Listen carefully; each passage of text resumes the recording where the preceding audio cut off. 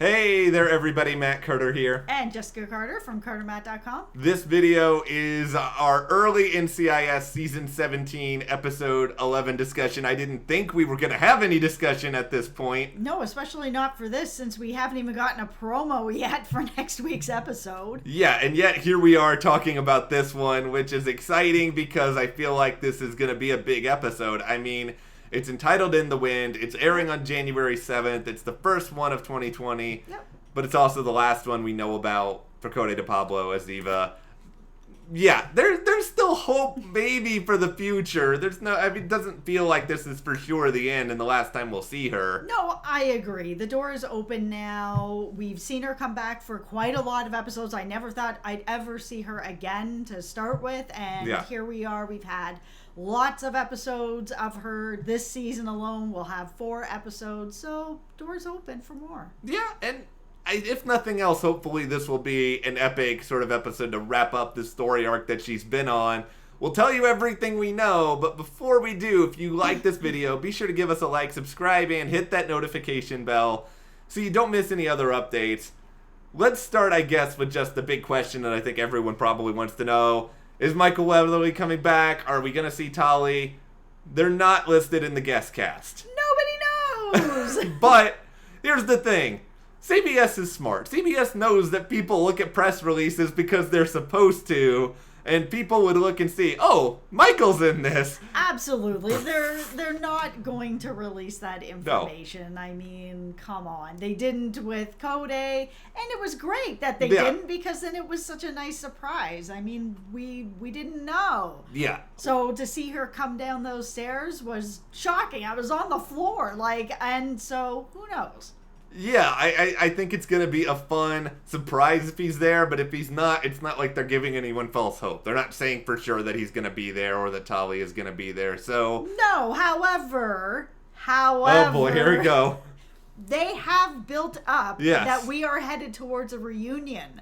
So if I don't get it in these 2 episodes, that's okay. I'm about a slow ride. You guys know this. I will take the slow ride to get to the reunion.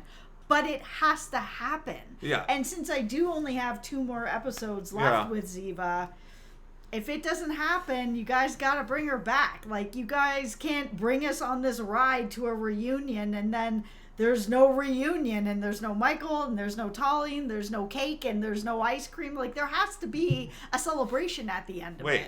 Who said there was cake and ice cream? I want to go to the reunion now. That's right. But, there is cake and ice cream. Nice.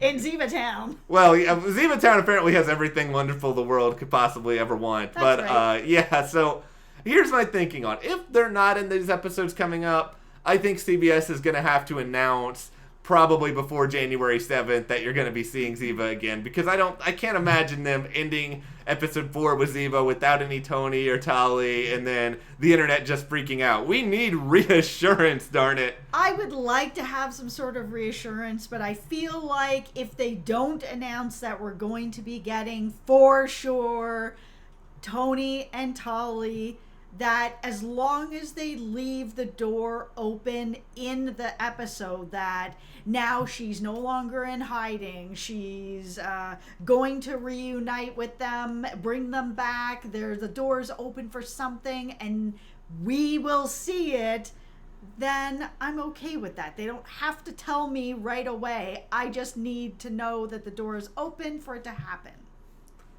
All right, well, let's get into the details now of what we know. The synopsis, it doesn't give you a lot, but it gives you something that I find very interesting, and that is that Gibbs, he must face the reality of his actions following what he does to help Ziva with that one thing that she said she needed to do before she could see Tony and Tali again. Yeah, so if you were hoping that there was going to be no cliffhanger, well, there's some bad news. Yeah, this is going to be, it's a Christmas cliffhanger, everyone.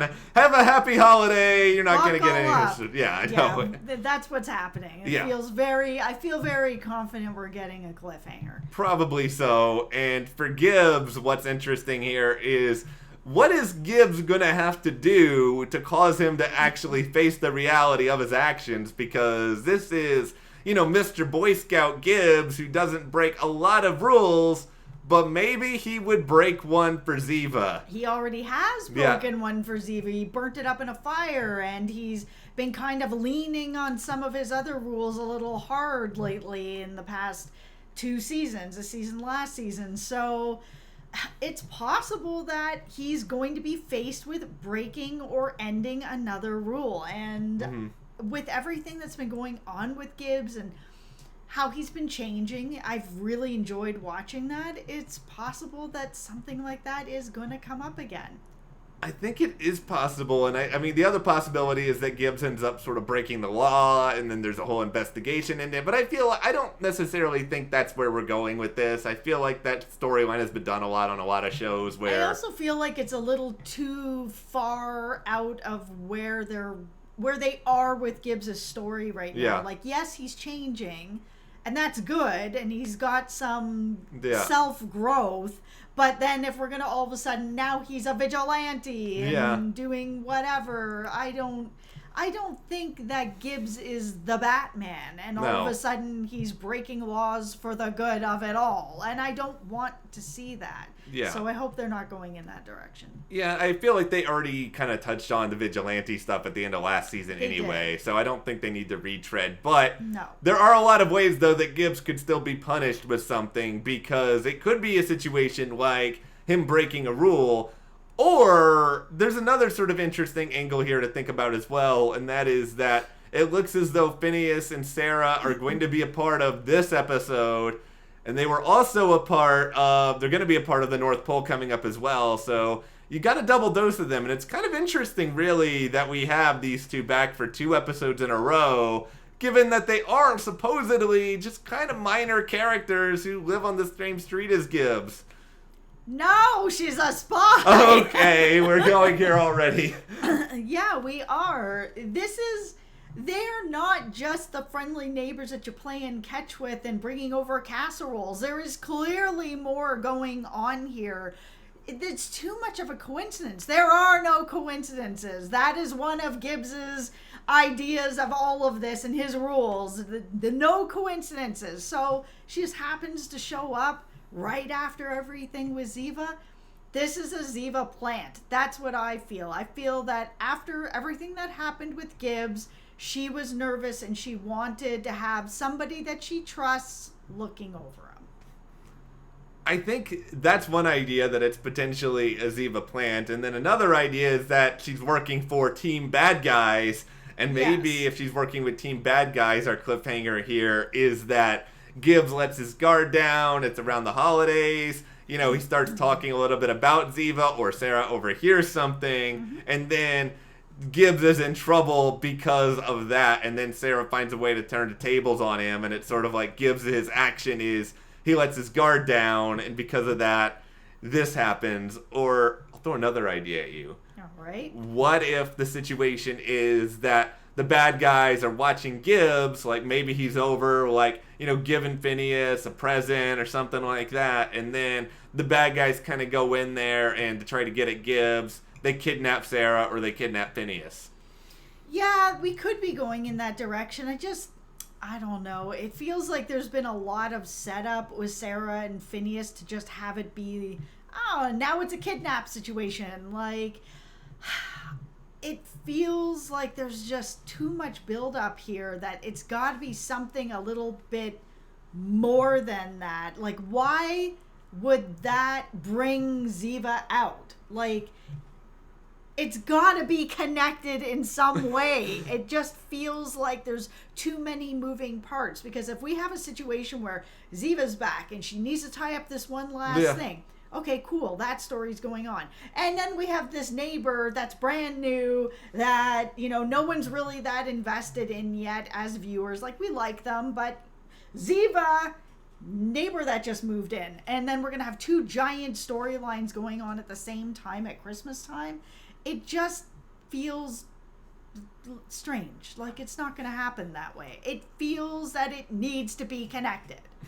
I'll admit, at first I was a skeptic on your Sara is deeply involved in all of this somehow just theory, but I've become more of a believer, in part because of your convincing, and also because Also, just because it's 2 episodes back to back, like, why are you bringing in these characters for the second part of a 2-parter?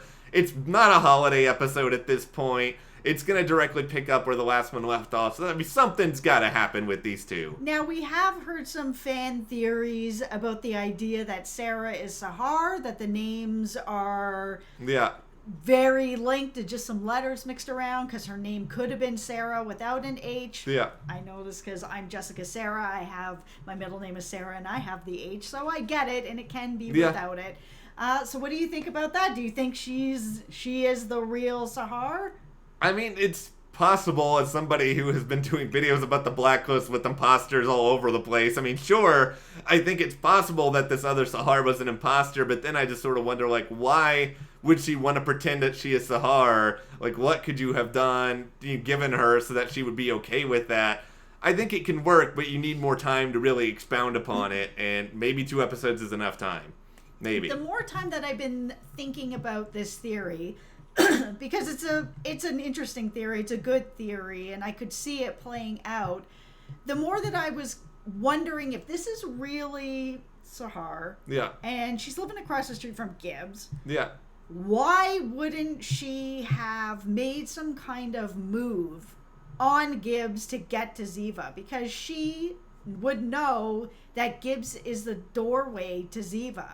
I know that he doesn't know how to get in touch with her, but she would know that if she did something to Gibbs, Ziva will come out and she can grab her. So that was where I'm starting to kind of step into that theory of, what is she waiting for? Like, what is it that you're waiting for? If you want Ziva, use Gibbs. The only thing that I can kind of think of here is that maybe she's waiting for Ziva to just show back up, because if she doesn't think that, because maybe she just thinks that Ziva is. She could be waiting for the next 5 years. She's been in hiding for years upon years upon years. Well, maybe she knows that Ziva still has something else that she needs to resolve, and maybe she knows that it's big enough that she's going to need Gibbs' help eventually. So maybe she's just waiting for Ziva to come back out. I mean, anything is, I guess, theoretical here, but I feel like it's something that could work. I think they would need to give us a good bit of context to explain it, but they've got 2 episodes to do that, so they do have enough time to do that. Yeah, and I'm down for a big crazy Ziva twist, so we'll see what happens. But like I said, tomorrow, hopefully, we'll have more details. If not tomorrow, maybe later in the week. I'm sure we'll have something on episode 10 before the week is over. But come on, give us a promo already. It's a week away. I know. Not a promo. Give us a sneak. Just give us something. We gotta come on and get the conversation going. But for now, let's have the conversation with you guys. What do you want to see on NCIS Season 17, Episode 11? How do you think this 4-part series of episodes with Ziva is going to wrap up? Let us know in the comments, and if you like this video, give us a like, subscribe, and you can support us further by checking that link in the description to the CARTERMATT store, and we'll see you here next time.